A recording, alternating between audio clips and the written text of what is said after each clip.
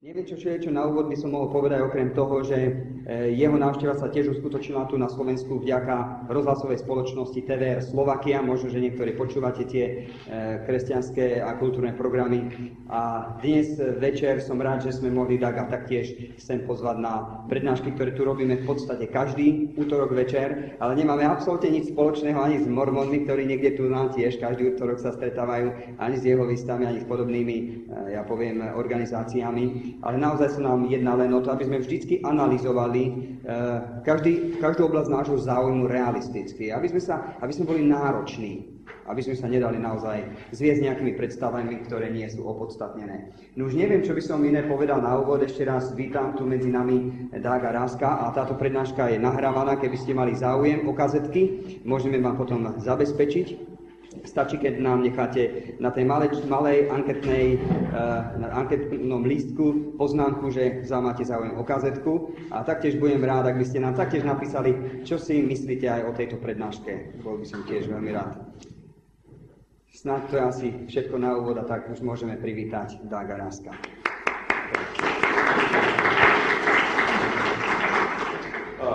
Thank you for coming tonight.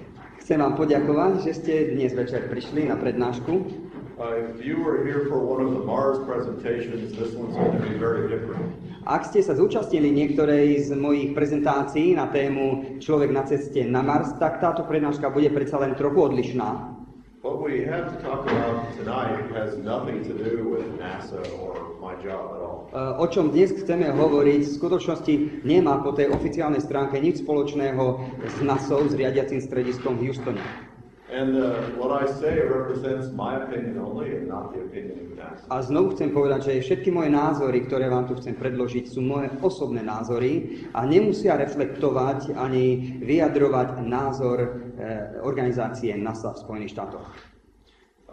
Briefly going to go through several points about the topic of UFOs. Najskôr si pozrime osnovu alebo niekoľko bodov, cez ktoré by sme chceli prejsť dnes večer v tejto diskusii alebo v tejto prednáške.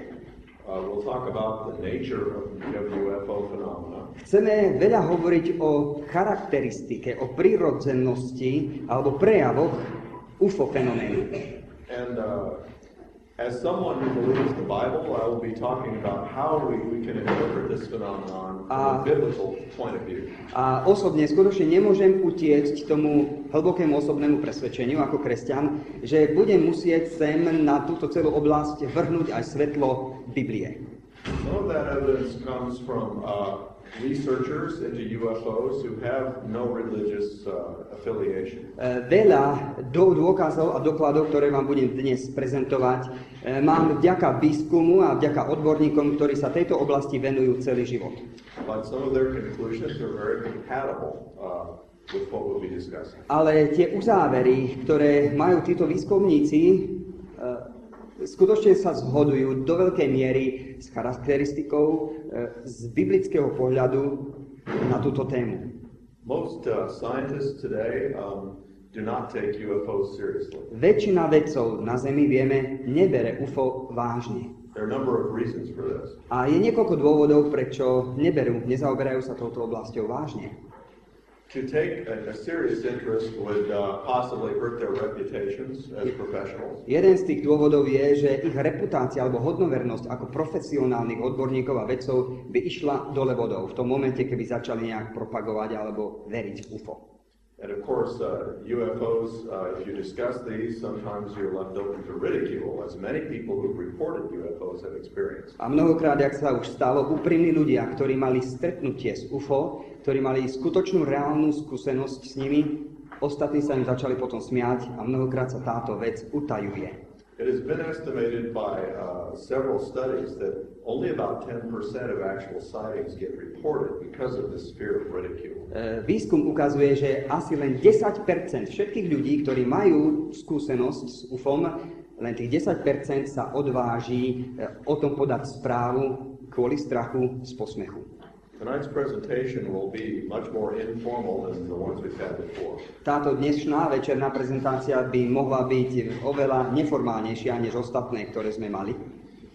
I have some transparencies, but they're words in English mainly to help me organize my own thoughts.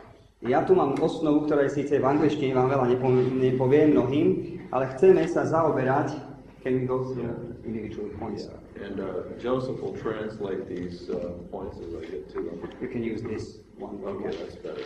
No a skúsime to preložiť a mať z toho trošku taký systematický záber. Takže charakteristika a prejavy UFO a mimozemšťanov. Okay. As this title indicates, the manifestations of UFOs are often a paradox. They're contradictory. Ako vidíte už zo samotného názvu, paradoxné prejavy, v skutočnosti tieto prejavy obsahujú hrozne veľa paradoxov. UFOs often manifest material evidences. Prvá jasná vec je, že tieto UFO, ktoré sa prejavujú, zanechávajú za sebou hmotné, materiálne prejavy. They behave like real physical objects and the results of their presence can be measured scientifically. Prejavujú sa ako úplne hmotné bytosti, ktoré zanechávajú za sebou merateľné vedecké údaje. Recently in America, there is a group of scientists who is interested now in studying UFOs. V Amerike máme spoločnosť alebo spoločnosti, ktoré sa zaoberajú výskumom tohoto fenoménu UFO. They've realized that there are enough reports now with actual physical results that they can be studied scientifically. A začínajú si uvedomovať, že týchto údajov alebo skúseností, štatistických skúseností, stretnutí s UFO je tak veľa, že už naozaj treba túto vec vedecky študovať. Here are some of the physical manifestations that UFO sightings bring. V tomto prvom bode si všimneme teda hmotné alebo materiálne prejavy a následky úkazu UFO. Many times after UFOs land and take off, where they were, there is residual heat or radiation. Mnohokrát v priestore a na mieste, kde UFO zosadne, zostáva teplo alebo nejaké žiarenie, merateľné žiarenie. Sometimes there are strong electromagnetic effects. Inokedy veľmi silné elektromagnetické pole dokazuje hmotný prejav. Many people report, for example, that their automotive electrical system was suppressed when there was a UFO nearby and the car stopped. Niektorí mali takú skúsenosť, že v prítomnosti takéhoto zjavu UFO ich auto jednoducho kvôli silnému elektromagnetickému polu prestalo štartovať alebo fungovať. There was one such case very well documented in 1973 in Ohio. V jednom roku, teda v jednom prípade, v roku 1973 v Ohiu, bol takýto veľmi dobre dokumentovaný príbeh. This UFO was seen by the crew of a United States Army helicopter and also people on the ground. A posádka v jednej helikoptére americkej armády, ako aj ľuďmi na zemi, všetci sledovali tento úkaz spoločne. The helicopter's magnetic compass began to spin erratically. Napríklad kompas, ktorý bol umiestnený v helikoptére, sa začal krútiť dookola bez akejkoľvek kontroly. The pilot was attempting to land the helicopter and the controls were set for the helicopter to descend. A pilot sa snažil pristáť helikoptéru, ale nefungovali zariadenia potrebné na pristátie. But in spite of what the pilot did, the helicopter continued to rise. A napriek všetkému, čo sa snažil urobiť pilot v tej helikoptére, helikoptéra sa vznášala hore. When the UFO flew away very quickly, keď UFO odletelo alebo zmizlo veľmi rýchle, the pilot was able to control the helicopter normally and he landed. Tak sa vrátila jeho schopnosť alebo schopnosť helikoptéry pekne pomaly prisadnúť. Že páky a všetko zariadenie začalo fungovať znovu normálne. His magnetic compass, however, was destroyed. It was never usable again. Stalo sa však to, že kompas sa úplne zničil a už sa viacej nedal opraviť. Some UFOs leave deep depressions in the ground caused by great pressure. Iné UFO ukázy zanechávajú za sebou skutočné odtlačky, fyzické priehlbiny. Sometimes there is damage to grass or plants or trees. Inokedy rastlinstvo je nejak zničené. Sometimes witnesses have their skin burned. V mnohých prípadoch svedkovia, kontaktéri sú postihnutí tým, že žiarenie popáli ich pokožku. Some locations are subject to mysterious lights. Some of these are explained, but a few are not. A na niektorých miestach sa potom prejavujú svetlá a úkazy svetelných efektov bez príčiny. Oftentimes objects are detected on radar that appear to be UFOs. Veľakrát sa stáva, že tieto ulietajúce UFO je možné zachytiť radarom. Some of these cases are explained as electronic anomalies. V niektorých prípadoch sa dajú tieto veci vysvetliť nejak, že to je elektronická anomália, but others have no explanation. Ale iné skutočne nemajú žiadne normálne vysvetlenie. I at one time was in the United States Air Force as a radar operator. Keď som raz pracoval v americkom letectve ako lieutenant, neviem aká to hodnosť, dosť vysoká v armáde, tak som mal vo svojej práci povinnosť sledovať radary. This radar was designed to detect ballistic missiles coming out of the Pacific Ocean from submarines. A radar, na ktorom som ja pracoval, jeho účelom bolo detektovať balistické dráhy rakiet, ktoré mali byť vystrelené z Tichého oceánu. It used a rotating parabolic dish antenna. Jednalo sa o parabolickú otáčajúcu sa anténu. One night at about 1 in the morning, we saw a very strong return on the radar scope. A bolo to jednej noci, asi o 1 hodine, že sme chytili veľmi silný signál nejakého lietajúceho objektu. We saw this object on the scope several times. Videli sme niekoľkokrát, sme sa presvedčili, že či to nie je nejaká porucha. It was moving faster than any object, any man-made object could fly, about 8 or 9 times the speed of sound. Objekt lietal veľmi rýchlou rýchlosťou, asi 8 až 9 krát rýchlejšou, než je rýchlosť svetla a také objekty, zvuku, a také objekty neboli ešte v tom prostredí. The object was also in the atmosphere, it was not in space. Chcem taktiež potvrdiť, že objekt, ktorý sme zachytili, nebol nad atmosférou, ale už vo vnútri, v našom ovzduší. We saw that the object was approaching the coverage of another radar that was located with ours. Všimli sme si, že tento objekt letí tak, že za chvíľu by sa mal dostať do oblasti, ktorá je detektovaná iným radarom alebo sledovaná ďalším radarom. This other radar was for aircraft. A to bol radar, ktoré účelom bolo sledovať lietadlá. I ran down the hall and told the operator where to look for the object to appear. Tak som sa rýchle ponáhľal chodbou a povedal som človeku, ktorý sedel za tým radarom, že kde si má nastaviť ten radar. It appeared exactly where we thought it would in the second radar. A presne sa ukázal tam, kde som predpokladal, že bude ten signál. It also appeared that time on our radar. A súčasne sa nakoniec ukázal aj na našom radari. But that was the last time we saw it. A to bol posledný raz, čo sme videli, zachytili tento silný signál. We could see it was going to cross the coast of California, so we thought there might be a sonic boom. Videli sme, že tento lietajúci objekt mal byť už nad pobrežím Kalifornie a pri takomto úderu do vzduchu bolo by nutné počuť nejaký hluk. But there was no sonic boom and no one reported seeing it even though the weather was clear. Ale nebolo počuť žiadny zvuk a nebolo nič vidieť, aj keď počasie bolo úplne jasné.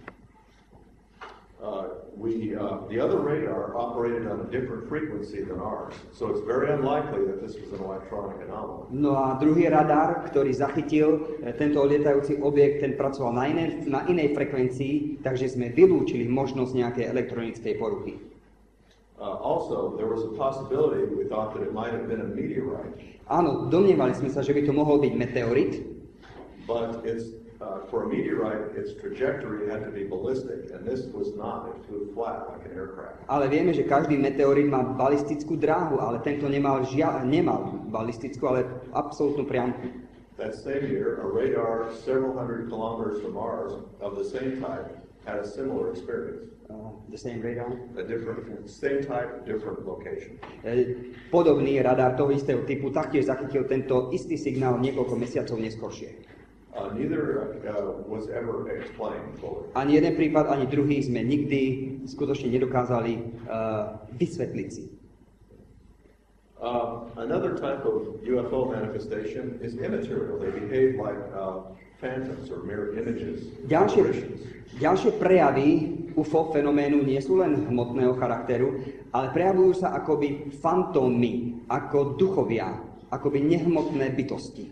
This type of UFO appearance is really difficult to study in any scientific way. A tento duchovný prejav UFO fenoménu je veľmi ťažko vedecky študovať. One has to depend pretty much on eyewitness accounts. Že vedec alebo výskumník sa musí veľmi spoliehať na pravdivosť z kontaktéru, ktorý mal kontakt s UFO. In many cases, immaterial and material characteristics happen at the same time. V mnohých úkazoch vidíme, že hmotné prejavy súčasne sú doplnené nehmotnými, akýmisi duchovnými prejavmi súčasne. In 1994, over Paris, France, there was a well-documented UFO sighting. Nad Parížom v roku 1994 bol úkaz UFO, ktorý bol mnohonásobne potvrdený. The object was seen by French air crew and also by military radar. Letecká posádka, ale aj armáda francúzska sledovali tento úkaz. The air crew reported that the object was about 900 meters across, very, very large. Francúzski letci odhadovali, že veľkosť tohoto objektu, ktorý sa vznáša nad Parížom, je asi 900 metrov. The radar reported that the object slowed down almost to a stop. Radary taktiež sledovali tento objekt, ktorý pomaly pristával, až sa dostal do kľudu. And then it simply vanished. A v tom momente sa zneviditeľnil. One moment the radar and the people could see it, and the next moment it was gone. V jednom momente i ľudia, i radary vnímali prítomnosť toho objektu, v druhom momente nič nevideli ani nič nedetektovali. Sometimes UFOs move as though inertia did not exist. Niekedy vidieť let UFO lode takým spôsobom, ako keby nemal žiadnu zotrvačnosť, teda nulovú hmotnosť. People will see them moving very rapidly in a direction and then suddenly they will turn at right angles and move away. Svedkovia sledujú let tejto UFO lode, pri vysokej rýchlosti dokáže urobiť presný 90 stupňový uhol a žiadnu zákrutu. In this way they behave more like a beam of light than a material object. A v tomto prípade sa naozaj tá UFO loď chová, ako keby to bol lúč svetla, ktorý sa odrazí od nejakého bodu a ide ďalej bez okrúhlenia sa. If you take a flashlight and shine it against the wall, you can move it very quickly, faster than a material object could move. Keby ste zapli baterku a svetlo by ste nechali vrhať na stenu, aby ste prešli dookola miestnosti, viete, že to svetlo veľmi rýchle dokáže prejsť bez toho, aby ste videli nejaké následky zotrvačnosti toho pohybu svetla. Sometimes UFOs are even seen to pass through solid matter. Mnohokrát sa ukázalo, že UFO loď alebo ufonauti dokázali prejsť cez hmotu, cez materiálne steny alebo objekty. In Washington State in the United States in 1963 there was such a case. Vo Washingtone v roku 1963 bol dobre dokumentovaný takýto prípad. A UFO which was observed by many people disappeared into the ground without leaving a hole. UFO loď, ktorá bola sledovaná veľkým zástupom ľudí, zrazu zmizla tak, že sa začala ponárať, klesať a pomaličky plynule začala sa strácať pod zemou. Now, photographic evidence is not the same as physical evidence. Tretia vec, veľmi dôležitá. Fotografické dôkazy alebo doklady UFO ukazov, to nie je to isté ako hmotné dôkazy. It can be a record of a physical event. Áno, môže to byť doklad alebo záznam o fyzickej udalosti. And many photographs of UFOs have been shown to be fakes. Fake. Mnoho fotografií, ktoré sa spropagovali po svete, ktoré ukazovali UFO, sú skutočne len falsifikáty. Today, it's with modern technology, especially with computers and digital cameras, it's very easy to make a convincing fake. Ale dnes v dobe digitálnych kamier a vysokej technológie v oblasti fotografie je možné takmer hocičo sfalsifikovať. The scientific techniques do exist to expose fakes that are fake photographs. Ale samozrejme existujú aj vedecké spôsoby, ako odhaliť falsifikát a rozlíšiť ho od originálu. There are a few UFO photographs which have not been able to be exposed as fakes. They appear to be genuine photographs of something. Ale sú skutočne niekoľko skutočných fotografií, ktoré dôveryhodne odzrkadľujú to, čo svedkovia videli.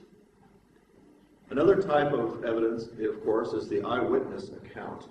Ďalší prejav alebo ďalšia charakteristika týchto UFO fenoménu spočíva v tom, že existujú svedkovia, ktorí mali skutočne osobnú skúsenosť. There are literally thousands and thousands of these now, and the number has increased rapidly since 1950. A od roku 1950 rapidne vzrastá počet kontaktov s UFO a taktiež únosov. Some people claim they have been abducted by the inhabitants of UFOs. A mnohí skutočne potvrdzujú, že boli unesení obyvateľmi ufolode. Now, one must be very careful in evaluating eyewitness accounts. Človek musí byť veľmi opatrný a neveriť každému človeku, ktorý niečo tvrdí, že prežil. One needs to examine people for ulterior motives, perhaps falsehood.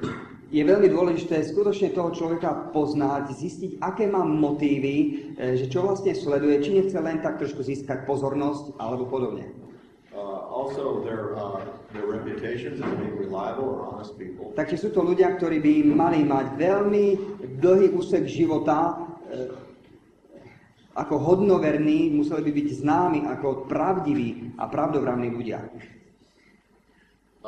Also their mental stability, their mental health. Taktiež sú to ľudia, ktorí by mali, ak máme ich svedectva prijať, sú to ľudia, ktorí by mali byť známi práve takou stabilitou citovou, duševnou, nemali by byť duševne nejak ľahko ovplyvniteľní. Many people who have reported abductions have only remembered the details under hypnosis. Mnohí ľudia, ktorí boli unesení mimozemšťanmi v úvodzovkách, si spomínajú a vedia o tomto hovoriť len v stave hypnózy. This, of course, is always subject to some skepticism. Samozrejme, je to zase ďalšia oblasť, ktorá podlieha skepticizmu. A hypnotist can ask leading questions. Hypnotizér môže klásť vedúce otázky, hlavné otázky. Questions which suggest an answer to the people there. Otázky, ktoré podvedome už aj sami v sebe ponúkajú určitú odpoveď. But even with all the problems with hypnosis, there are a few cases that convince scientists that the people experience something real. Ale nech už majú akékoľvek, teda niektorí ľudia, názory na hypnózu, sú vedecké dôkazy, že niečo sa týmto ľuďom stalo a oni o tom rozprávajú iba v stave hypnózy. One such case, probably the most famous American case, jeden taký prípad, a pravdepodobne toto je najznámejší americký prípad, was happened to Betty and Barney Hill in 1961 in New Hampshire. Prípad, ktorý sa stal v roku 1961 Betty Hillovej a jej manželovi. These people were driving at night and saw a bright light flying through the sky. Bola noc, išli v aute a zrazu objavili veľké svetlo pred sebou. This light moved around and they stopped their car and looked at it with binoculars. A tento svetelný objekt sa pohyboval, oni zastavili auto a začali pozorovať. The light approached them and they could hear a buzzing sound. Svetlo sa začalo približovať a začali počúvať alebo zachytili akési bzučanie. At that point, they decided they needed to get out of there. V tom momente sa rozhodli, že by bolo lepšie, aby radšej z miesta odišli. They later heard the buzzing sound again as they drove. Neskôršie, keď už sedeli v aute a išli ďalej, zase započuli bzučanie. But a period of 2 hours passed in which they had no memories. Ale sa stalo, že zrazu si uvedomili, že 2 hodiny prešli a nemajú ani nejakú potuchu, že kde sa tie 2 hodiny stratili. They had also traveled 35 miles with no memory of how they got from one point to the next. A taktiež prešli autom 35 míl a nevedia vysvetliť, jak sa dostali z jedného bodu na druhý, pretože nevedia si spomenúť na žiadne pozorovanie krajiny. For weeks afterward, they were haunted by bad dreams and other mental problems. Takto sa začali skúsenosti, veľmi zlé sny a desivé nočné príhody. Under hypnosis, it was determined that they had what they believed was a UFO abduction. A iba v stave hypnózy začali vysvetľovať, že čo sa vlastne stalo, čo prežili, keď boli unesení v úvodzovkách mimozemšťanmi. Mr. Hill and Mrs. Hill had different descriptions of the inhabitants. Pani Hillová a pán Hill ako manželia, každý z nich mali inakšie výpovede o tom, čo spoločne zažili.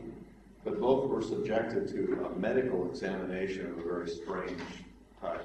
Ale obidvaja boli podriadení museli podstúpiť veľmi divné a kruté lekárske vyšetrenie, keď boli unesení. We needn't go into all the details of this, but Mrs. Hill was subjected to being punctured in the abdomen by a needle. It was very painful. Nepôjdem samozrejme do všetkých detailov, ale jedna vec, ktorá sa stala pani Hillovej, bola, že nejakou ihlou jej mimozemšťania pichali do brucha. They also received information from the inhabitants that this object was from another world. Taktiež prijali informáciu, bolo im povedané, že títo mimozemšťania sú z iného sveta. Mrs. Hill reported seeing the star map sitting there inside the A pani Hillová si spomenula na to, že videla aj mapu, vesmírnu mapu, odkiaľ sú. This account has convinced many that UFOs are from another planet. Už táto príhoda, tento úkaz presvedčil mnohých Američanov o tom, že je niečo skutočné na UFE. There are many other cases like this in which the same kind of information was given. Samozrejme, že mohli by sme ísť do mnohých ďalších príhod, ale podobné ukazy a charakteristiky a prejavy sú spoločné. In 1967 in Nebraska, a policeman named Herbert Schirmer V roku 1967 policajt menom Herbert Schumer was driving at night and saw a UFO sitting in the intersection of crossroads. išiel autom a zrazu na križovatke uvidel, ako v strede križovatky sedí UFO loď. He went back and he reported this and wrote it in the log of the police station. Obrátil sa späť, šiel naspäť a podal o tom správu na policajtnom zbore. He too had mental problems afterward. Je to človek, ktorý od tohoto momentu vo svojom živote začal mať veľmi silné duševné problémy, mentálneho charakteru. He too was examined under hypnosis. A taktiež ho podrobili hypnoze And he reported a UFO abduction. a vysvetlil, že bol unesený UFOm. But his account is interesting in another way. Ale jeho príhoda alebo skúsenosť je odlišná trošku aj iným spôsobom a zaujímavým, The creatures went out of their way to explain to him that they had come from some other planet. pretože tieto divné tvory, začali mu vysvetľovať dôvod, prečo vlastne navštívili našu Zem. They told him he would not remember anything he had seen. A oni mu povedali, že ty si nespomenieš na nič o tom, čo tu teraz prežívaš. His impression was actually that they were trying to mislead him. Jeho celkový dojem nakoniec bol taký, že cítil, ako keby oni ho chceli oklamať, podviesť. He said it was strange that they seemed to want to puzzle people because the information he was getting, some of it was very contradictory and strange. Informácie, ktoré prijal od nich, boli skutočne rozporuplné a nedávali zmysel. Jeho celkový pocit a dojem bol taký, že oni ho chcú naozaj len zmiesť. A French researcher named Jacques Vallée, Vedecký pracovník, Francúz Jacques Vallée, who was originally trained as an astrophysicist but is now a computer scientist, ktorý vyštudoval ako astrofyzik a teraz je počítačový vedec, has probably built the largest database of UFO accounts, including abductions, of anyone. Ako ufológ má najväčšiu databázu všetkých skúseností a úkazov UFO, ktoré je možné skatalogizovať v dnešnej dobe. He has interviewed literally thousands of people over the last 30 years. Tento vedec už tisíce a tisíce ľudí, kontaktérov z UFO, skontaktoval a mal s nimi rozhovory. At this point, I'll mention that there are two main opinions about the nature of UFOs. A teraz prichádzame v tomto bode k názoru, kde je nutné vysvetliť, že sú dva názory o podstate UFO. We've already mentioned that some believe they are from other planets. Už sme spomenuli, že niektorí veria, ľudia, že UFO prichádza z iných planét. And many times the UFO inhabitants themselves tell people that. A naozaj mnohokrát aj tieto tvory povedia človeku, že áno, prichádzajú z ďalekých planét. There's another aspect of this as well. Druhý aspekt však existuje a treba o ňom hovoriť. That's not really what I meant. It was another aspect of this first theory. Aha, že je ešte ďalší aspekt tejto prvej teórie, že by prichádzali z ďalekých planét. In America, at least, the New Age movement and the UFO movement are merging together. Chcem povedať, čo sledujem v Amerike, že hnutie nového veku, New Age, a hnutie UFO alebo ufoizmu sa dnes spojilo v Amerike. New Age advocates a pantheistic, mystical type of religion. Nový vek, New Age, ako sa formuje v dnešnej dobe, začína viacej propagovať panteistický pohľad na život. Many New Age leaders are what in the old days we would have called spirit mediums. Please say it again. In the old days we would have called some of these people spirit mediums. V minulosti by sme mnohým týmto ľuďom, ktorí dnes sa terminujú ako New Ageri, že sú to jednoducho špiritistické médiá. People who receive messages from spirits. Sú to teda prostredníci medzi duchmi a ľuďmi. Jednoducho prijímajú posolstva od neviditeľných bytostí. In the New Age movement, this activity is called channeling. A v tomto novom hnutí nového veku sa tejto aktivite hovorí channeling, alebo neviem, ak sa to po slovensku povie. Channel znamená kanál, prekanalizovanie, prepájanie. Ak mi viete pomôcť, nech sa páči. It means the same thing, receiving information from spirits. V podstate ste akoby konduit, akoby potrubie, cez ktoré prichádza inteligencia, nejaká informácia do vás a vy ju dáte iným. Many New Age leaders are getting messages that indicate UFOs are from another planet. A mnohí vodci v tomto hnutí nového veku veria a propagujú, že sú to bytosti, UFO, že sú bytosti, ktoré prichádzajú z iných planet. These messages also claim that the UFO inhabitants want to help mankind, want to guide them in a good direction. A v týchto posolstvách zaznieva veľmi častý výrok, že sú to bytosti, ktoré chcú pomôcť ľudstvu, že prichádzajú sem len preto, aby nám pomohli. In fact, they feel that people need this guidance from these UFOs in order for the human race to progress. A v skutočnosti mnohí ľudia v New Age veria tomu, že my potrebujeme práve pomoc týchto bytostí, aby sme ako ľudská rasa sa zachránili a aby sme mohli ísť v našom vývoji ďalej, že bez nich to už nepôjde. This is similar to the views of, say, Erich von Däniken and other writers who say that in the past man needed help from ancient astronauts. Samozrejme, že Erich von Däniken má práve takýto názor, že ľudstvo aj v minulosti čerpalo a potrebovalo čerpať pomoc od bývalých návštevníkov tu na našej planete. We needed this help in order to accomplish the architectural and scientific feats that we did in the past. A že potrebujeme ich pomoc, alebo sme potrebovali ich pomoc, aby sme dokázali nejaké veci v minulosti. Jacques Vallée and others feel this is a very suspicious connection between mysticism and UFO sightings. Tu naozaj vstupujeme do oblasti, kde je veľmi silné podozrenie medzi UFO a mysticizmom a mystickými prejavmi. From analyzing his data very carefully, keď analyzujeme údaje, ktoré dostávame, Mr. Vallée has concluded that UFOs are not from outer space. Tak tento francúzsky vedec, ufológ, prišiel k záveru a dobre ho potvrdzuje, že nie sú to bytosti, ktoré prichádzajú z ďalekých planét. But that the phenomenon really belongs to the realm of the occult. Ale že UFO fenomén práve zapadá do okultistickej oblasti. Now, Mr. Vallée is not a religious man. Chcem dodať, že pán Jacques Vallée nie je nábožensky založený človek. He has coined a term for this. He says these creatures are extra-dimensional beings. A preto, aby sa vyhol nejakým náboženským slovám alebo terminológii, pomenoval tieto bytosti extradimenzionálne bytosti. He believes they've been with us since humans have been on the earth. A tvrdí a poukazuje, že toto sú bytosti, ktoré sú tu medzi nami v ľudskej rase už od počiatku.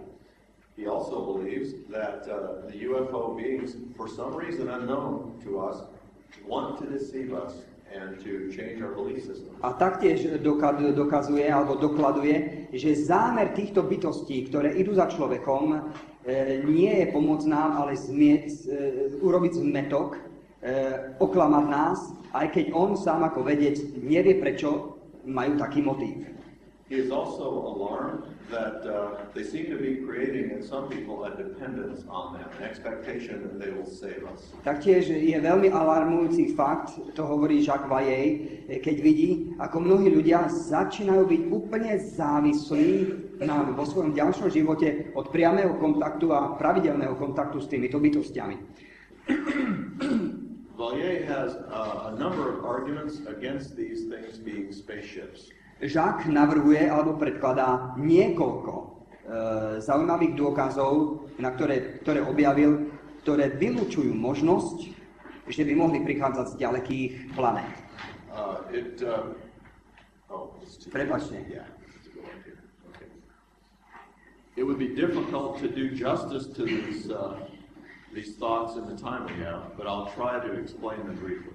Skutočne, aspoň čiastočne chcem prejsť týmito bodmi, aj keď pravdepodobne nemôžeme vyčerpať každý jeden bod uspokojivým spôsobom. One of his reasons for disbelieving they're from another planet is there are simply too many sightings and too many landings. Jeden alebo prvý dôvod, prečo Jacques Vallée sa domnieva a verí, že tieto návštevy neprichádzajú z ďalekých planét a galaxií, je práve v tom, že týchto návštev je strašne veľa. Že oni stále sem prichádzajú a nevedia ako keby svoje poslanie naplniť. He has on file about 2,000 accounts which he thinks are reliable of contact with alien beings. Vo svojej databáze všetkých úkazov, ktoré má, tak má asi 2,000 takýchto úkazov, kde naozaj došlo, kde verí, že skutočne mali ľudia kontakt s bytostiami, ktoré označujeme slovom UFO. If only 10% of sightings are actually reported, you can multiply that number by 10. No a ak iba naozaj ako štatistika ukazuje, že iba 10% všetkých úkazov a kontaktov s UFO sa reportuje alebo zverejňuje, tak môžeme prísť k 10-násobnému vyššiemu číslu tých návštev, ktoré UFO robí na našej planete. Also, most UFO encounters occur between 6 p.m. and 6 a.m. Ďalšia zaujímavá vec, prečo práve v noci sa ukazujú tieto UFO, väčšina z nich štatisticky medzi 6 hodinou večer a 6 hodinou ráno. The number of sightings peaks at about 10:30 p.m. and before dawn, shortly before dawn. A štatisticky najvyšší počet úkazov UFO je práve o 10:30 a potom už krátko pred 6 hodinou, alebo keď sa začína brieštiť. The number of sightings goes down in the middle of the night when people are asleep. A samozrejme, keď je polnoc, alebo keď už ľudia idú spať, tak už samozrejme nevidia veľa, lebo už spia. Takže štatistika ukazuje už decrease, alebo znižovanie počtu úkazov, keď je polnoc a po polnoci. He's made some assumptions and did a statistical analysis which show that there would be in the neighborhood of 30,000 of these in his file if every report and every opportunity to see a UFO were reported. V jeho štatistike a v jeho práci dokladuje, že keby naozaj ľudia zverejňovali všetky svoje úkazy, ktoré majú, tak by ich muselo byť najmenej 30,000 takýchto úkazov alebo dokumentov v jeho práci. He also believes, from analyzing the accounts themselves, that these meetings between aliens and people are staged. They're purposely set up. Keďže sa rozpráva dôverne s týmito ľuďmi, a je to jeho celoživotné teraz poslanie ako ufológa, rozpráva sa s ľuďmi, ktorí tieto skúsenosti majú, tak cíti od týchto ľudí, že skúsenosti, ktoré majú z UFO, sú vlastne veľká show, ktorú snažia sa tieto bytosti predviesť. An interesting observation is that the technology that people see in UFOs directly relates to their own technological sophistication. Prečo sa domnieva, že sa snažia urobiť show? Jeden dôvod spočíva v tom, že bytosti UFO, ktoré sa ukazujú a prichádzajú na nejakých UFO lodiach, že na sebe majú technologické črty tej doby, v ktorej sa ukázali ľuďom a taktiež odrážajú očakávanie ľudí podľa ich inteligencie. Napríklad v dnešnej dobe, keď sa vedcovi ukáže UFO, tak vidie tam všelijaké prepínače, aké sú blízke vedcovi, a v dávnych dobách, keď sa ukázali, tak tam boli vidieť ozúbené kolesá a podobné veci. It's as though the content of what they see is tailored to the observer. Ako keby obsah toho, čo vidí pozorovateľ, ako keby bol ušitý na pozorovateľa. We've already mentioned the strange physics that the UFOs display. Už sme spomenuli tie zvláštne, divné fyzické prejavy UFO. Another thing would be what he calls absurd humanoids. Ďalšia vec, ako Jacques Vallée pomenoval tieto bytosti, že sú to absurdné humanoidy. There's a wide variety of creatures that are reported by UFO contactees. Je tu nesmierne veľké rozpätie a pestrosť týchto bytostí, ako vyzerajú a ako sa správajú, ktoré sú označené termínom absurdné humanoidy. You can think of what, the normal one you think of with the UFO is the smooth, bald-headed, big-eyed, skinny creature. Možno, že si viete predstaviť normálneho ufonauta bez vlasov, chudučký, vysoký a hladkú tvár. But there are also little short, dark fellows that actually look like the trolls of Scandinavian and Germanic legend. Ale inokedy sa ukazujú ako malí čierni trpaslíci, ktorí sú presne takí, ako v nemeckých a škandinávskych príbehoch pomenovali škriatkami z minulosti. Some UFO inhabitants look like the satyrs of Greek legend, the goat-footed people, the little goat-footed people.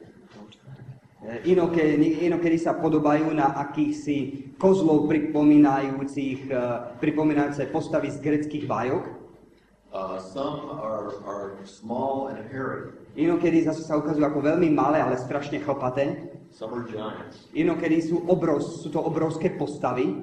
In many of these cases, the people who experienced the sighting felt very strongly that the creatures were hostile and malevolent. A v mnohých prípadoch cítia kontaktéri, že tieto bytosti sú nepriateľské a nevľúdne. And this brings us to the nature of the abductions themselves. A teraz vstupujeme k ďalšiemu bodu. Prirodzenosť alebo prejavy pri abduction, pri únose. Vallée has noticed a direct comparison between UFO abductions today and ancient legends of people abducted by supernatural beings in the Middle Ages. Tento francúzsky vedec Jacques Vallée si všimol, že únosy, ktoré dnes robia UFO na ľuďoch, alebo keď berú ľudí na nejakú inú planetu alebo do svojej lode a čo s nimi robia, že sa veľmi podobá tomu, čo robili v stredoveku, alebo čo niektoré údaje a príbehy zo stredoveku dokladujú ako únosy týmito neviditeľnými bytostiami.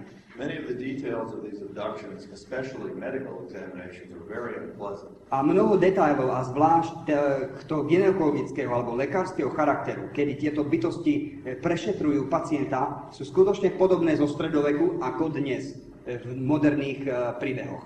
In some modern cases as well as ancient cases, babies have been removed from their mother's wombs. A presne tak ako aj dnes sú prípady, že malé bábätko bolo odstránené z maternice matky, ktorá bola kontaktérom, tak takéto prípady sa stali v stredoveku a sú taktiež dokumentované.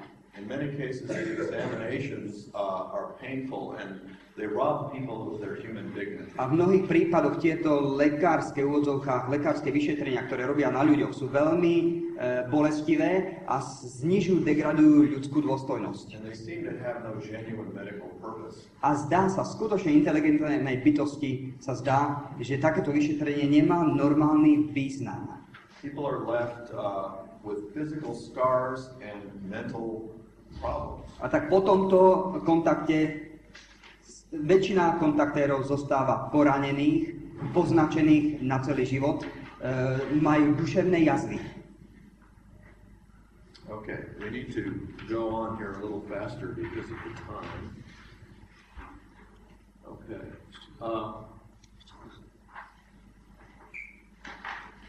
Musíme ísť akože ešte trošku to zrýchliť, pretože máme tu ešte veľa bodov. Okay, I would like to bear in mind now some of the things we've said about UFO inhabitants.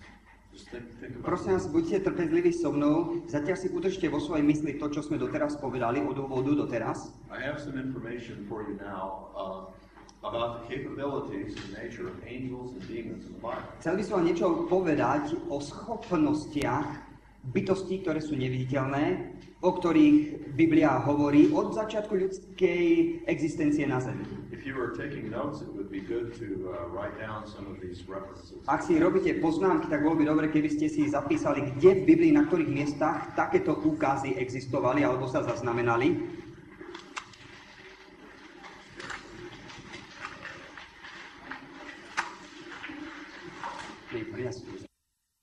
Both angels and demons have been known to appear as physical beings, human or non-human.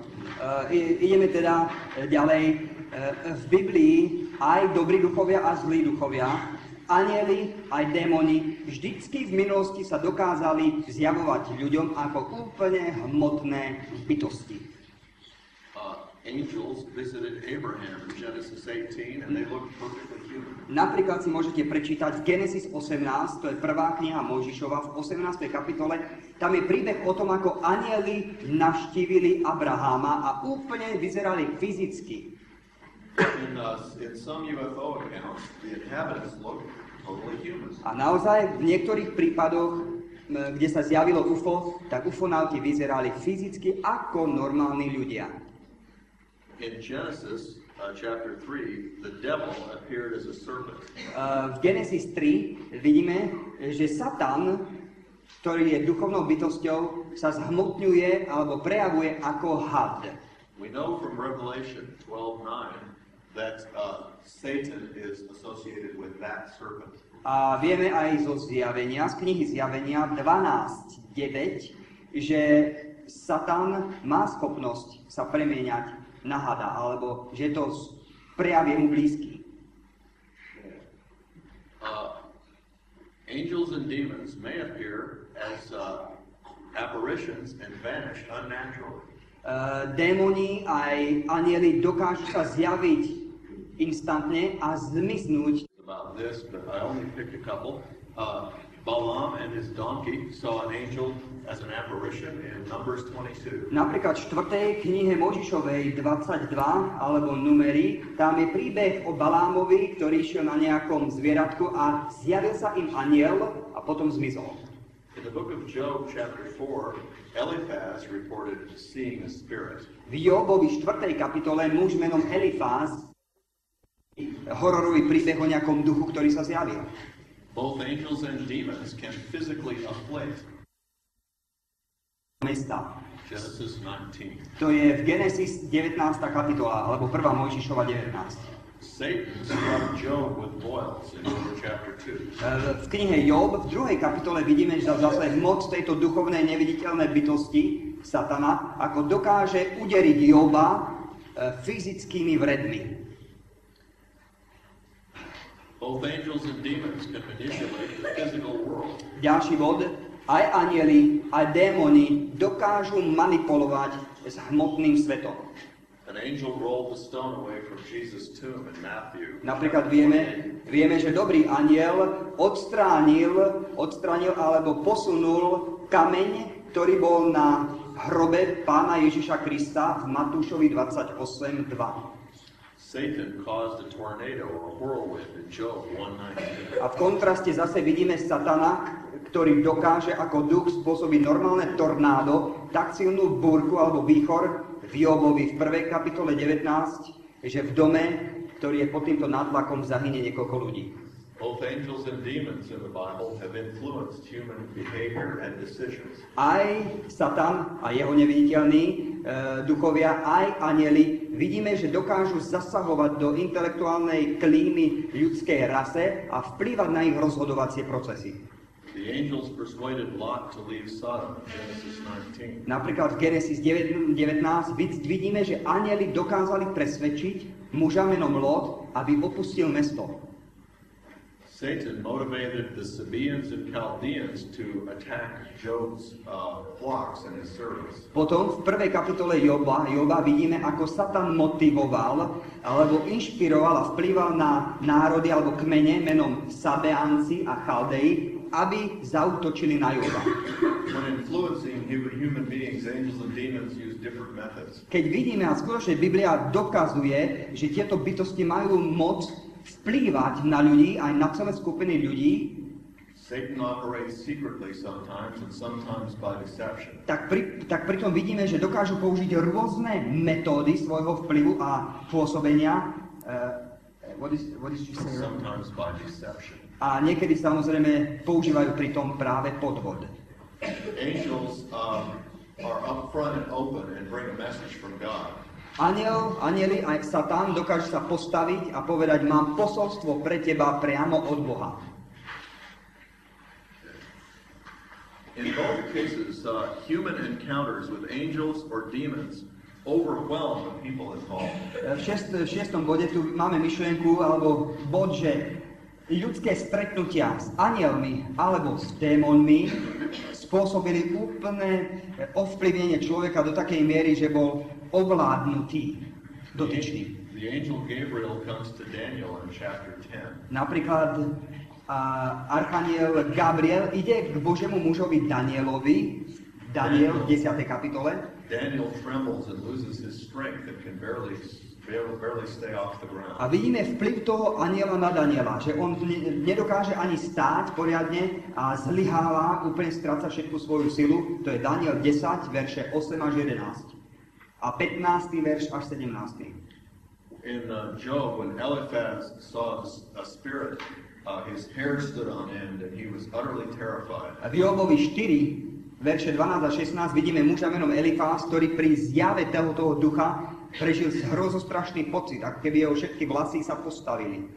In Revelation 19, the apostle John was overwhelmed and fell on his face before a powerful angel. A taktiež pred mocným anielom v zjavení 19.10 je Boží muž aniel a aj ten padá na svoju tvár. Now think about some of Jacques Vallier's conclusions. A teraz si všimneme uzávery, ktoré francúzsky vedec Jacques Vallée urobil z tých svojich údajov, ktoré získal od kontaktérov z UFO. After interviewing many people who contacted aliens, Potom, čo podrobil detailnej analýze rozhovory a údaje, ktoré získal od kontaktérov, he said an encounter with aliens is a shattering physical and mental ordeal. tak doslova urobil takýto záver, že stretnutie sa s mimozemšťanom je zdrvujúci fyzický a mentálny osud, alebo ordeal, to je hrozná udalosť. There are lasting physical, mental, and emotional effects, including scars and mental obsessions. Po tomto momente intenzívneho stretnutia s mimozemšťanom, zanecháva tento úkaz za sebou trvalé fyzické stopy, mentálne, citové zjazvenia a aj posadnutia. I can give you some examples of this during questions, but to finish, I think we need to keep. Ak by ste chceli, tak môžete, keď budeme mať otázky a odpovede, tak mohol by som vám viacej príbehov na tento bod povedať, ale chceme ísť ďalej, aby sme celú osnovu stihli urobiť.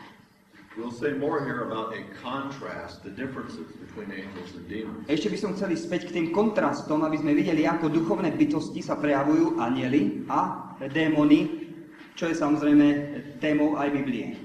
The word angel means messenger. Slovo anjel, čo znamená slovo anjel? Znamená to posol. Posol. Angels are God's servants and messengers. A anjeli to sú Boží služobníci a poslovia s nejakým posolstvom pre človeka. According to Hebrews 1:14, they serve man as well as God. A podľa knihy Hebrejom alebo Židom v Novom zákone vidíme, že sú to služobníci alebo sú to sluhovia, poslovia, ktorí môžu slúžiť aj Bohu, aj diablovi. Here are some examples of that. In Genesis 21, an angel was responsible for rescuing Hagar and Ishmael from the desert. Napríklad v Genesis 21, to je prvá Mojžišova, tam vidíme, že anjel je zodpovedný za záchranu ženy menom Hagar a Izmaela. Angels ministered to Jesus in Matthew 4 after his temptation in the wilderness. V Matúš 4:11 vidíme, že anjeli prišli posluhovať a slúžiť Ježišovi po tom, čo bol pokúšaný na púšti. In Acts chapter 5, angels released the apostles from prison without the guards knowing what was happening. Dokonca tu vidíme v knihe Skutkov 5. kapitole, verše 19 až 20, ako anjeli dokázali prísť do väznice, kde boli Boží mužovia chytení a bez toho, aby strážcovia si všimli, čo sa dialo, dokázal otvoriť tento anjel dvere žalára. Exactly the same thing happens in Acts chapter 12, where an angel releases Peter from prison in the same way.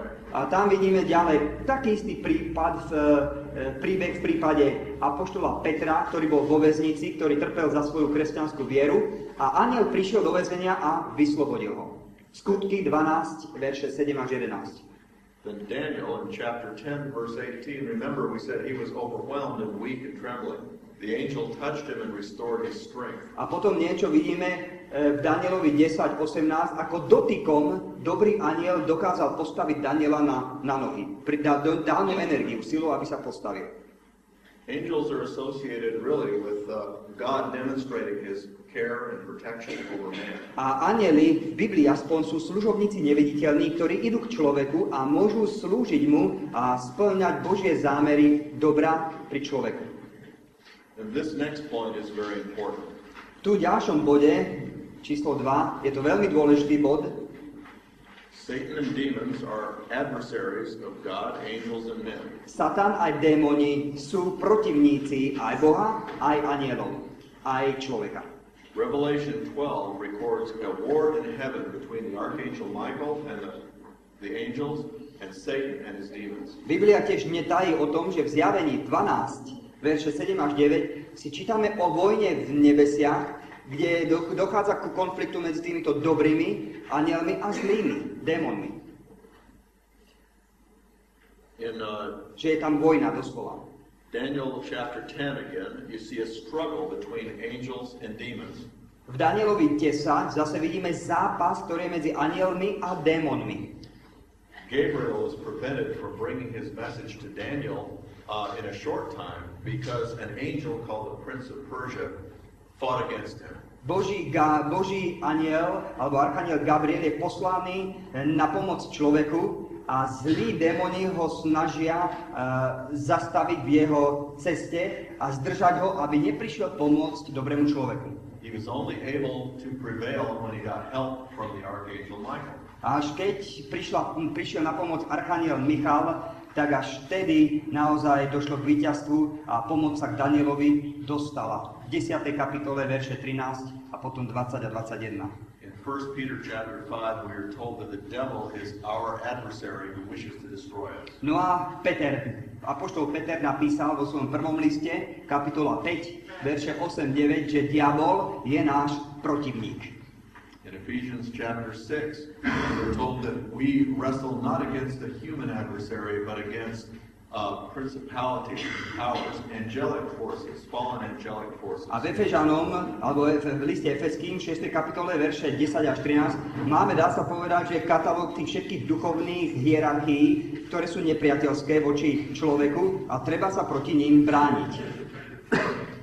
The next point is that angels refuse to receive worship from man. They always direct it to God. Ďalšia zaujímavá vec je tá, že dobrí anjeli odmietajú bohoslúžobnú úctu, ktorú by im ľudia chceli dať. Odmietajú človeku, aby sa poklonil anjelovi. Revelation chapter 19, when John fell on his face before the angel to worship him, he said, "Do not do that. I also am a fellow servant. Worship God." To vidíme napríklad v Zjavení 19, verš 10, kde Ján by chcel sa pokloniť hlboko pred anjelom a on mu hovorí, nerob to, ja som tiež služobník, ktorý slúžim Bohu. But Satan desires to be worshipped. Ale Satan ten veľmi túži byť obdivovaný, sledovaný a aby sme sa mu klaňali. His fall is recorded in Isaiah chapter 14. Čo sa stalo s touto krásnou bytosťou Satanom, to máme napísané v Izajášovi 14, verše 12 až 14. There he says he will make himself like the Most High and ascend above the stars of God. Tam si čítame o jeho úmysle postaviť sa, konkurovať Bohu a prekonať ho vo svojej sláve.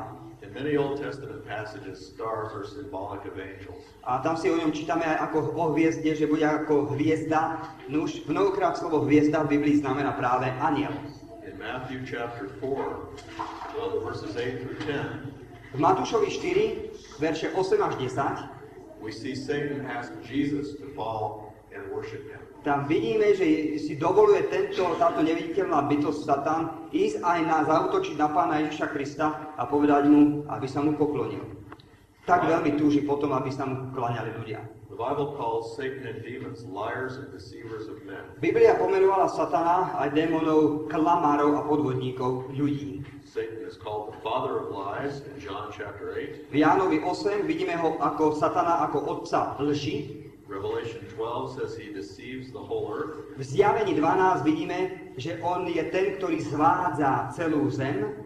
In 2 Corinthians 11 says Satan is responsible for cultic false teaching and masquerading as an angel of light. A v 2. Korinťanom 11 tam vidíme, že tento Satan sa dokáže premieňať, transformovať do podoby, ktorá sa podobá anjelovi svetla. In Ephesians chapter 2, Satan is referred to as the prince of the powers of the air. Teraz veľmi dôležitý dokument je napísaný v Efeským 2.2, že Satan a démoni operujú alebo pôsobia v zemskej atmosfére.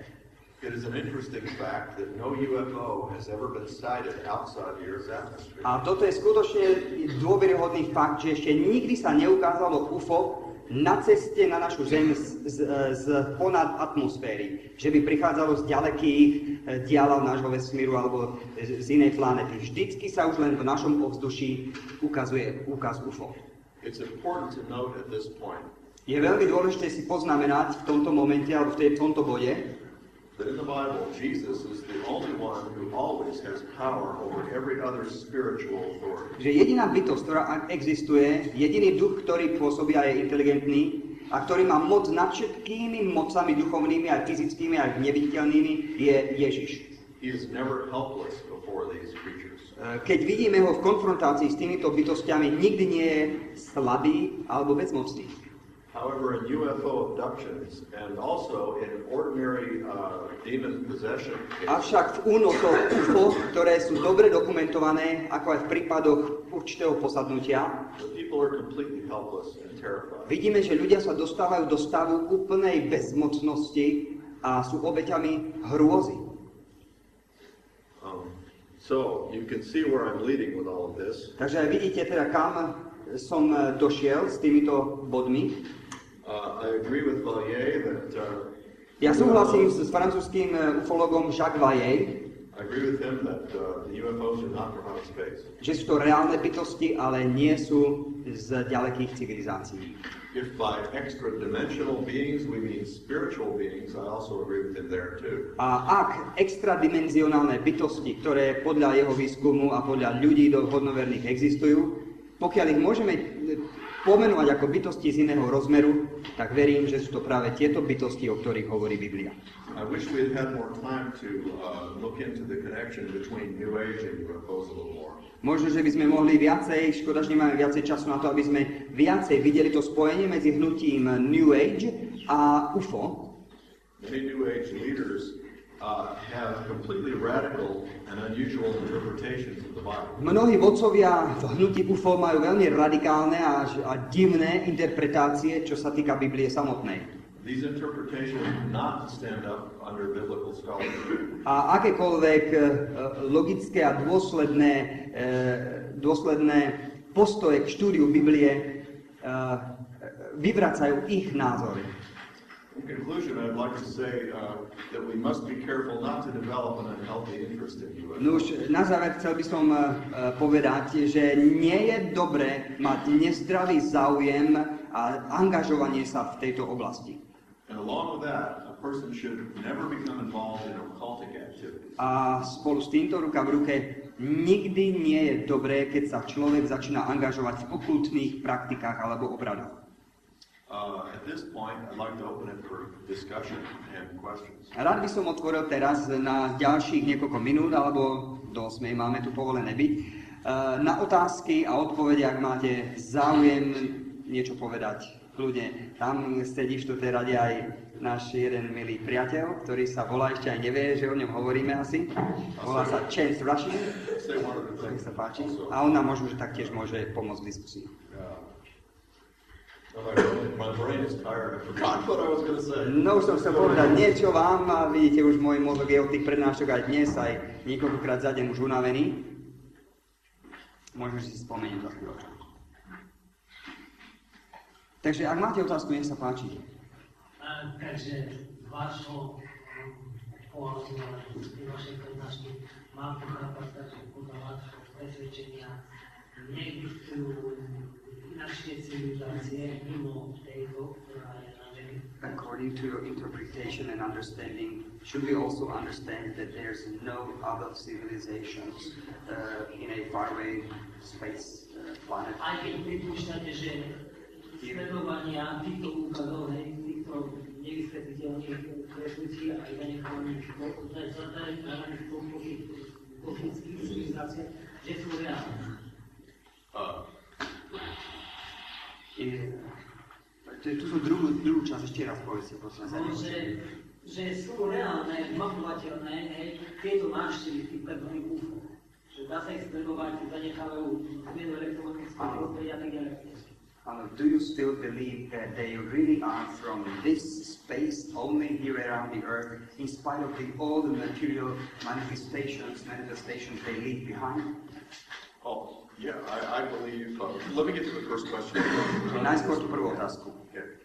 I don't think we have enough information to rule out the possibility of civilizations around other stars. Myslím si, že nemáme dosť dôkazov a informácie o tom, že by sme mali úplne vyvrátiť nejakú možnosť a každú možnosť, že by mohla byť inteligencia niekde aj na inej planete.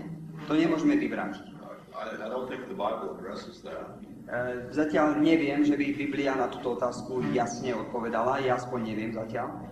But I don't think the UFO phenomenon has anything to do with that possibility. Ale ak existujú iné civilizácie, osobne neverím, že UFO fenomén má niečo spoločného s tými skutočnými reálnymi inteligenciami, ktoré by mohli existovať. I do believe, to get to the second question, that they exist in the spiritual realm. Ja verím, že to sú bytosti, ktoré dokážu teda manipulovať realitou, ale sú v druhom rozmere. And that they have to do with that conflict between angels and demons on our own planet. A ja verím, že oni sú tu na našej zemi, toto je boisko, duchovné boisko medzi dobrými anielmi a zlými a v konflikte proti človeku. To je jeho presvedčenie. And, that's what I was going to say. I remember now. My tired brain. Som si spomenul teraz, čo som zabudol. Don't think that I'm thinking that this is the final word on this topic. Prosím vás, aby ste si nemysleli, že tu som ja dal nejaké svoje posledné slovo, že to tak musí byť úplne. There's a lot to be learned here. Je veľa, čo by sme sa mohli ešte veľa naučiť. Ja som sa len snažil čerpať z toho, čo je dôveryhodné.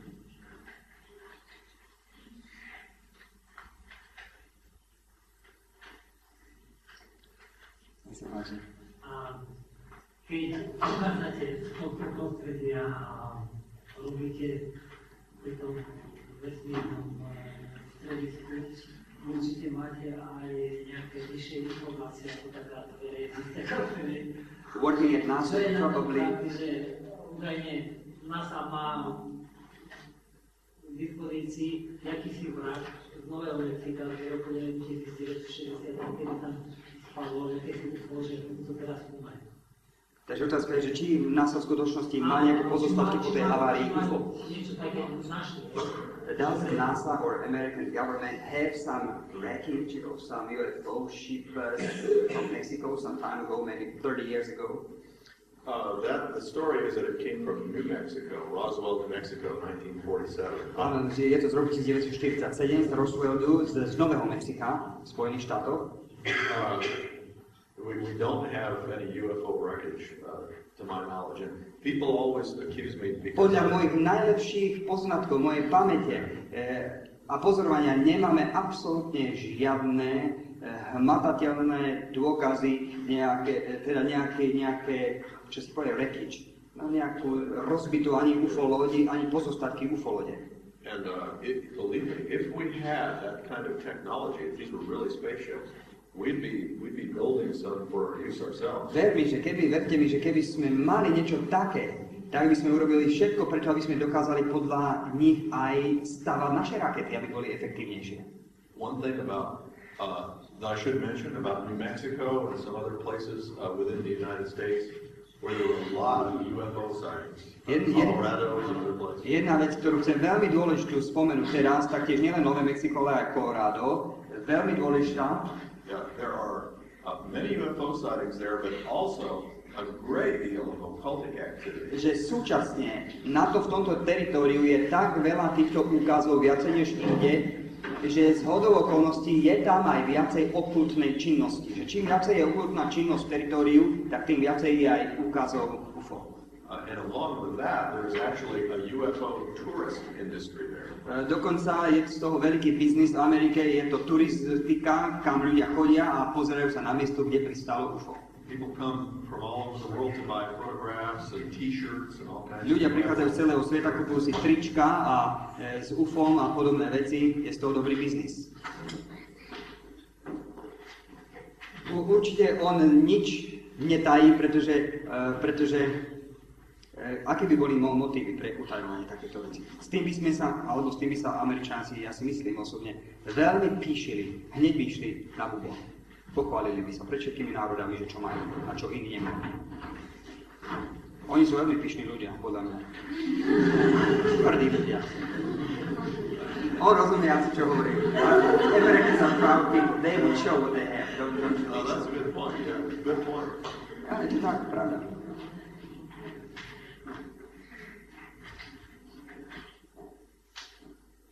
Chance, would you like to add something to this, if you speak English? Only thing I can think of is spaceships themselves can ride systems. Like one time they have the same shape, but they're always different. Chance teraz hovorí o tom, že je veľmi zaujímavé sledovať tie rôzne tvary tých UFO lodí, aké vraj prichádzajú sem k nám. Niekedy sú ako doska, niekedy ako gula, niekedy keď odchádzajú, tak rozpadnú sa pred očami na niekoľko kusov a naraz odídu a podobné ukazy. Another point is many of the messages that come from UFO beings are either contradictory or they're very ridiculous. Mnohé posolstvá, ktoré získavajú kontaktéri od ufonautov, sú veľmi smiešné, alebo sú nelogické, alebo priamo v rozpore s tým, čo je všeobecne prijaté ako fakt. One popular idea that you maybe even read is, Možno ste čítali o veľmi už teraz rozšírenej udalosti alebo mienke, is that the Earth is hollow and inhabited by a race of degenerate beings of some že sort. naša planéta je dutá a že je naplnená bytostiami, ktoré sú zdegenerované. But, we know that's not true. Ale to vieme, že nie je pravda, predsa také posolstvo prišlo od nich. And there's a list of at least 10 different planets of origin that UFO beings have said they come from. A je najmenej asi 10 planét alebo hviezd, ktoré udávajú títo návštevníci tu na našej Zemi, že odkiaľ prichádzajú. Ináč ja chcem tiež ešte dodať, ak môžem, if you allow me to add something. Ak dovolíte, že tieto bytosti tiež, keď prichádzajú, tak samozrejme majú nos a nos je nadýchanie a predstavujú v mnohých prípadoch ako bytosti, ktoré dýchajú náš vzduch. Keby boli hmotného nejakého charakteru, tak asi by tu pomreli, pretože naše baktérie, vírusy a všeličo, čo tu je, nie sú zvyknutí na to, tak ja si myslím, že na cintorínoch už by sme mali veľa ufonautov. Ja si myslím. Keby boli to skutočné bytosti, ktoré potrebujú dýchať alebo jesť. Je to skutočne z mojej jasno. Yes, breathing. Yeah, that's a good point too. There's another thing. Valier has pointed out the crudeness of the medical technology that they seem to use. Tento vedec, Jacques Valier, ufológ, taktiež veľmi dôsledne analyzuje tú lekárskú techniku, ktorú používajú títo návštevníci pri vyšetreniach ľudí. He said they should go to some of our medical schools and learn to do it better. Tento vedec, ktorý verí, že tieto bytosti existujú, hovorí, no oni by mali chodiť na naše lekárske školy a univerzity, aby sa naučili, ako naozaj vyšetrovať ľudí. One of the big things that excited people about Betty Hill's account. Jedna vec, ktorá v prípade Betty Hillovej vzrušila mnohých ľudí, was this star map that she saw. bola práve tá mapa, hviezdna mapa, she was able to reproduce that under hypnosis. A v stave hypnózy dokázala tú mapku detailne nakresliť. And it's been analyzed, and it suggests a certain star which these people may have come. A ten obraz bol analyzovaný a skutočne sa predpokladá, že sa našlo to súhvezdie alebo hviezda, odkiaľ by mali návštevníci prísť. But Valier points out that in real space navigation you don't use stars, you use computers or some other way of figuring out. Ale tento ufológ tvrdí, a vlastne ako je aj jasné v NASA, pri takýchto medzigalaktických alebo medzihviezdnych letoch sa nepoužívajú mapy, ale počítačová telemetria a nie nejaké body na mape. It's just one more evidence of the idea that they're putting on some kind of a show. Je to len ďalší dôkaz alebo doklad o tom, že oni sa snažia urobiť show, nejakú prezentáciu, ktorá není úplne skutočná. Ja ešte tiež, ak dovolíte ďalšiu vec, pretože s týmito ľuďmi tiež občas hovorím na tú tému, tak ďalšia vec, že keby mala hmotnú podstatu táto ufoloď, ktorá predsa len dokáže zasahovať do hmotného sveta, že pri náraze do našej atmosféry by v momente zhorela jak asteroid alebo meteorit, pretože už obyčajná samotná raketoplán, keď ide vpichnúť sa do našej atmosféry pri rýchlosti menej než 20 000 km za hodinu, čo je pomalá rýchlosť, v porovnaní s týmito rýchlosťami, ktorými letia ufolode, tak sa zohrie ten hrot aj na 2-3 tisíc stupňov Celzia. A tieto ufolode, ktoré by dokázali preniknúť našu atmosféru tak bleskovo, by zhoreli v momente. I mentioned one of the points Valier makes, but I didn't really emphasize it, but it's very important. Jeden bod, ktorý som nezdôrazňoval, ale skutočne veľmi dôležitý, taktiež z výskumu Jacques Vallée. It was the idea that the UFO creatures are purposely trying to manipulate human belief systems. Jeho hlboké presvedčenie je, a tento ufolog nie je ani kresťan, ani náboženský nejak založený človek, jeho hlboké presvedčenie je z výskumu, že sú to bytosti, ktoré sa snažia zavádzať človeka. Podviesť ho. And you see, if you remember what we showed from the Bible, that fits very well with the deceptive nature of ak si spomeníte na to, čo sme hovorili z Biblie o démonoch a zlých duchoch a ako sa snažia mať kontakt s človekom, vstupovať do jeho života, tak naozaj tu vidíme určitú totožnosť medzi týmito bytostiami. Že jedná sa pravdepodobne identicky o tú istú bytosť. He also concluded that these creatures are potentially dangerous and actually hostile to man, not friendly like the New Agers would make you think. Taktiež výskumníci ukazujú v analýze týchto prípadov, keď sa robota robí dôsledne, Jacques Vallée tvrdí, že tieto ukazy zanechávajú za sebou skutočne ľudí poranených, ktorí sú postihnutí, mnohokrát stratia schopnosť ísť späť do normálneho pracovného života, skutočne sú vyradení zo spoločnosti. And that too fits with the demonological interpretation. A to taktiež zapadá do biblického rámca démonológie. Ja tiež chcem zase spomenúť ďalší prípad, a to je tiež aj bežné, dostupné aj tu na Slovensku knihy, ktoré ukazujú o tom, hovoria o tom, že návštevníci z iných planét prídu sem urobiť výskum a zoberú si nejaké vzorky, nejaké hliny, zoberú si to do svojej lode, alebo nejaké iné veci si zoberú. Je to zaujímavé, že keby mali takýto výskum robiť už, povedzme, dlhé 10 ročia, storočia, prečo sa oni nedajú dokopy a neurobia nejakú spoločnosť vesmírnu pre výskum človeka, čo je tu na Zemi? Veď nakoniec dnes už máme také informácie v éteri, stačilo by sa len vyladiť na mnohé tisíce, 100 000 rozhlasových a televíznych vln a mohli by všetko získať z tých informácií, ktoré už my máme, ale oni idú sem, zoberú vzorky hliny a zoberú to dovnútra do lode, zoberú si to alebo nejaké iné veci. Jednoducho naozaj nie je tu akože logicky a dôsledný prejav ich správania ako výskumníkov, že ako výskumníci sú veľmi zlí. Čože? Možno majú dokonalé lode. No možno majú dokonalé lode, ale nevedia tak uspokojiť, aby... No je zaujímavé, že za celé 1000 ročia, ak sú tak inteligentní a chodia sem za nami, ani jeden vynález nám ešte neukázali. Ani jeden.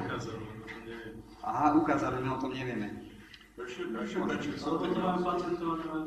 Možno to majú patentované, no.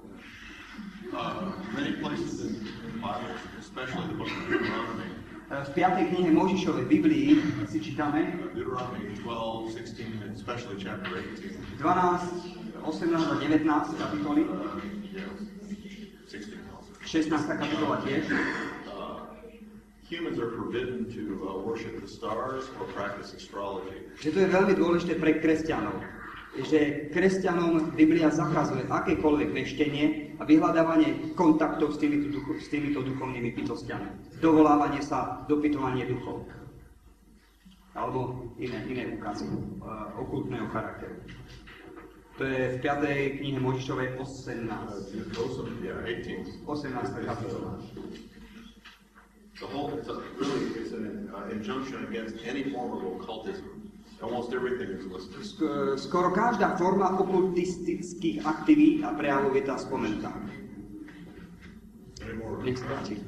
Keď ste hovorili o tých nehmotných lodiach, tak není možné, že iba oni chodia, že sú hmotné, ale že chodia v inom rozmere. No a napríklad, keď vidíme 90 stupňový holiak hovoril, no tak v ich rozmere to môže byť kruh, že normálny ako u nás, ale v našom sa to zdá 90 stupňov. Nedá sa to takým spôsobom, lebo keď sa učil derivácia, alebo sa bude učiť do takýto automaticky dochádza derivácie, alebo keď vystieraš ďalší ten väčší rozmer, tak nevzniká niečo podobné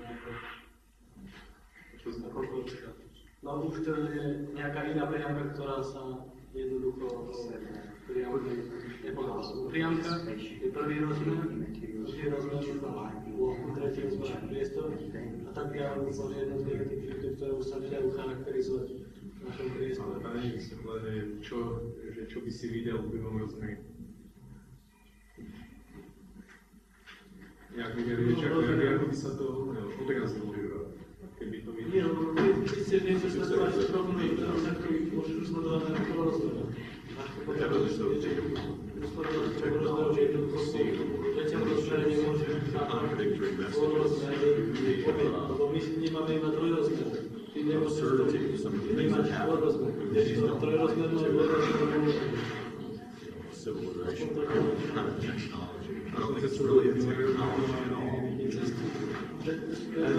Dovoľte, aby Dag raz na to odpovedal. On hovorí, že v tie úkazy, kde vidíme únosy ľudí, ktorí prídu priamo do tej lode, tak vidia nám také všelijaké absurdné a primitívne zariadenia, ktoré vôbec nenaznačujú, že by oni mali byť tak vyspelí, aby dokázali skutočne hmotným spôsobom alebo vstúpiť do iného rozmeru a vstúpiť zase do nášho a aby tam zostali nejaké črty normálnych funkčných zariadení. Mnohokrát tam je piecka, mnohokrát sú veľké páky a všelijaké iné absurdne vyzerajúce zariadenia, ktoré nemajú nič spoločného s normálnou technológiou, aká existuje dnes. Well, they don't seem to be involved in any kind of scientific investigation or any serious attempt to contact our leaders. Z ich strany nevidíme skutočný záujem ísť napríklad do televízie, že by tieto bytosti, ak sú inteligentné, prišli do rozhlasu, alebo že by chceli s nami viesť skutočne neutajovaný, neokultný kontakt. They pick on, Oni si len vyberú, vytýčujú ľudí a zvyčajne tí, ktorí sú hlbšie v okultizme, tí sú kandidáti číslo 1. Alebo chudáci, ktorí idú v púšti sami a nikde nemajú nikoho, alebo v podobných prípadoch vedia si vytipovať ľudí, ktorí sú zraniteľní v tejto oblasti.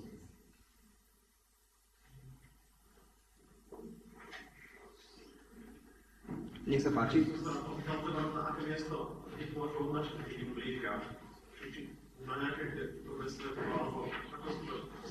How can we explain this abduction? Where are these people taken, basically, if this is an abduction?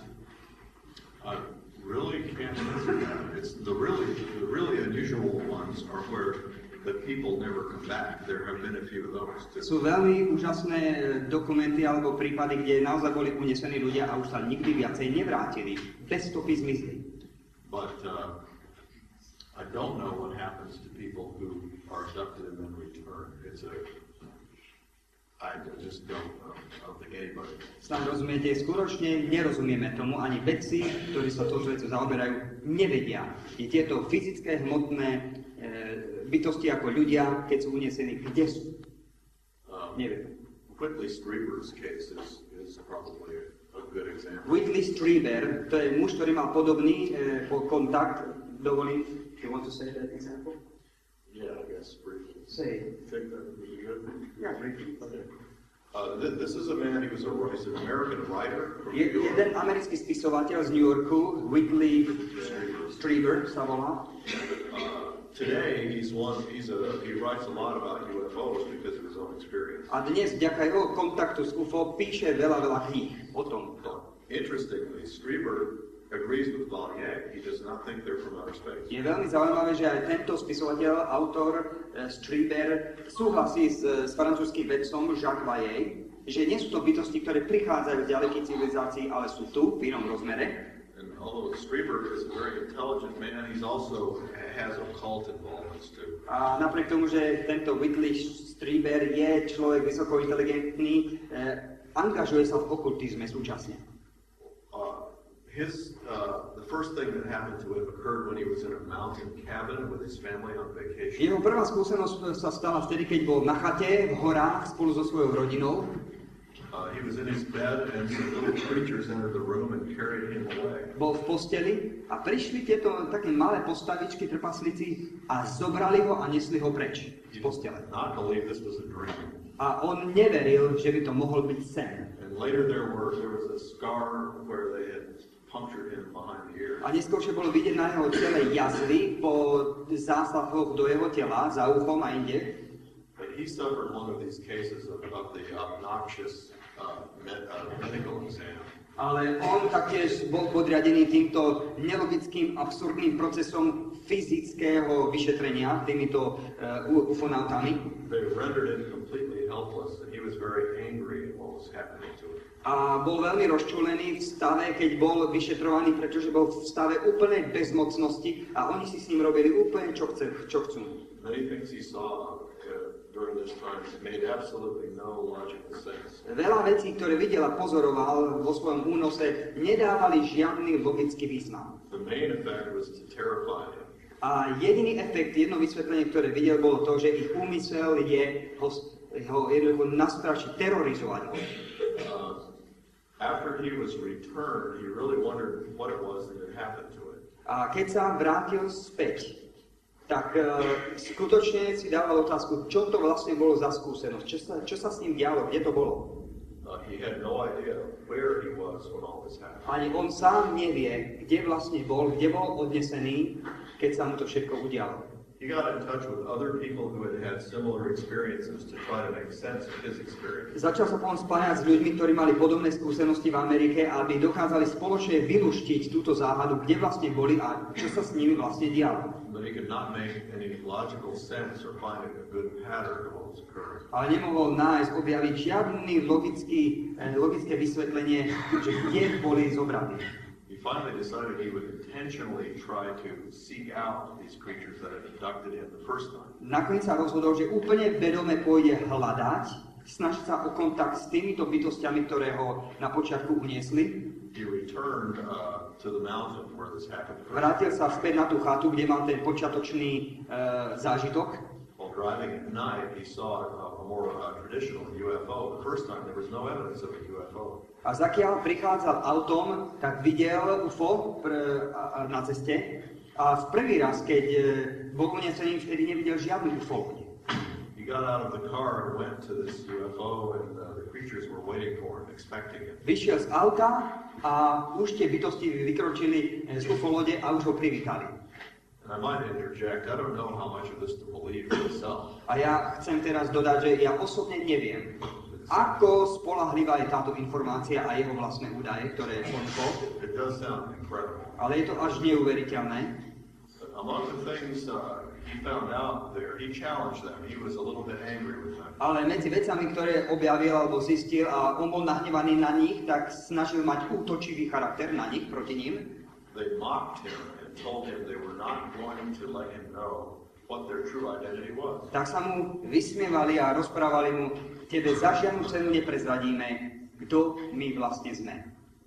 I think this man is thoroughly deceived today. Tento dotyčný, ktorý tú skúsenosť mal, verím, že je teraz úplne mimo. Je oklamaný. The only thing he's right about is that they're not from outer space. Jedinú vec, ktorú hovorí fakt pravdivo, prišiel k presvedčeniu ten dotyčný, ktorý mal ten kontakt s nimi, je záver, že nie sú z vesmíru, ale sú tu z našej zeme a manipulujú ľuďmi a hmotou. It suggests a demonic thing. A ja i túto udalosť vidím iba v rámci biblickej démonológie. Nech sa páči. Môže byť teda možno súvislosti vysvetliť len ako prevod je, alebo to má nejaký reálny fyzický charakter, kde tam je niečo vidím do vzduchu, alebo či to je na tom orgána, alebo... When we see, let's say, UFO, is it a real object there, or is it something in our mind, something like a phantom, something that is not real? I think there are cases of both occurring. Both. Sometimes it is in our mind, sometimes it's something that's physically detectable, such as radar contact. Keďže radar nemôžeme oklamať, oni zachytujú skutočný objekt. Ale súčasne tieto vysokointeligentné bytosti dokážu manipulovať aj s ľudskou myslou a niekedy nevieme presne akože rozlišiť, kde začína manipulovanie s našou myslou a kde vlastne končí skutočný vedecký pohľad na situáciu. And we saw that angels and demons can make both kinds of manifestations. Ako sme videli aj v Biblii, sú to bytosti z neviditeľnej inej dimenzie, ktoré dokážu vplývať na ľudskú myseľ. Ja tiež, ak dovolíte, na túto otázku by som chcel dodať svoj snáď neviem, či poznatok, ale my asi všetci, alebo všetci si ste niekedy počuli v kostole, alebo ste čítali v Biblii, že Ježiš Kristus, keď bol pokúšaný 3-krát, tak sa mu stalo niečo zaujímavé, čo Satan pri ňom chcel urobiť. Že ho zaviedol na nejakú vysokú horu a odtiaľ mu ukázal všetky kráľovstvá našej zeme. No my vieme, že v Jeruzaleme neexistuje žiadny taký vysoký vrch, na ktorý by mohol Ježiš ísť a odtiaľ, aby uvidel všetky kráľovstvá zeme. Moje presvedčenie je, že Satan, ktorý je doma v tejto ríši neviditeľnej, že on dokáže do našej mysli insertovať hotové video, hotový obraz, ktorý len zlomok sekundy trvá a ty máš skúsenosť, ako keby si všetko videl a všetko autenticky prežíval. Takže ja verím, že takéto pokušenie Pán Ježiš zniesol, on nezlyhal v tejto veci, ale aj v tomto príbehu vidím, že Satan dokáže do ľudskej mysli dať hotové obrazy, akoby hotové skúsenosti a ty máš dojem, že si tam, že vidíš a prežívaš tú skúsenosť.